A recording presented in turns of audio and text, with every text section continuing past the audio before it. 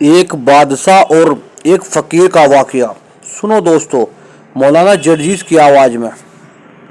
ایک بادشاہ بڑا نمازی تھا، بڑا روزدار تھا، باعمل تھا، تہجد گزار تھا، لیکن بادشاہی بھی بڑی اچھی چلاتا تھا، حکومت بھی بڑی اچھی کرتا تھا، کسی پر ظلم نہیں ہونے دیتا تھا۔ تو ایک مرتبہ ایک فقیر اس کے پاس سے گزرا اور کہنے لگا کہ آپ کے دربار میں شیر و بکری ایک جگہ کیسے جمع ہو جاتی ہے، میری سمجھ میں نہیں آ جاتا۔ بادشاہ نے کہا میں تمہاری بات کو سمجھا نہیں۔ اس فقیر نے کہا بادشاہ ہو کر تم اللہ کی عبادت بھی کر لیتے ہو، تم نماز بھی پڑھ لیتے ہو، روزہ بھی رکھ لیتے ہو، حج بھی کر لیتے ہو، زکوٰۃ بھی دے لیتے ہو، غریبوں کی فریاد بھی سن لیتے ہو، مظلوموں پر ظلم بھی نہیں ہونے دیتے ہو، اور دنیا بھی چلا لیتے ہو، یہ دونوں چیزیں تم ایک ساتھ کیسے کر لیتے ہو؟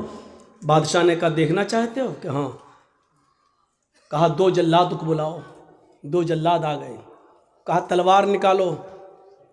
جلادوں نے تلوار نکالی۔ بادشاہ نے اپنے ایک نوکر سے کہا ایک پیالہ پانی لے آؤ۔ پانی لے آئے۔ اس فقیر سے کہا پانی پکڑ۔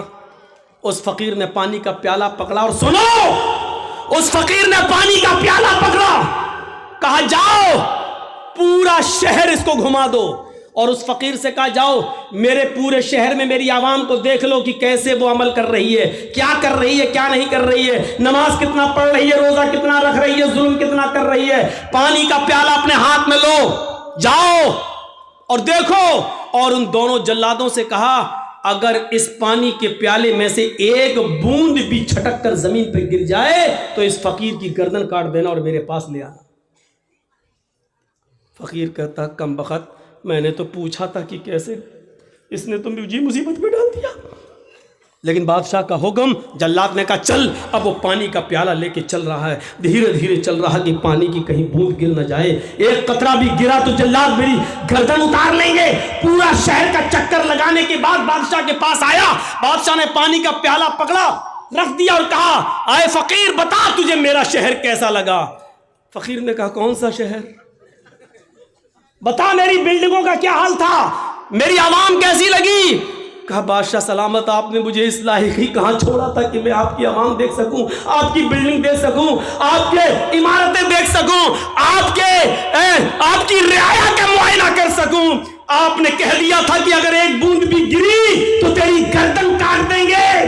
میری نظر تو پیالے پر تھی، شہر میں کیا ہو رہا ہے مجھے کچھ بھی نہیں معلوم۔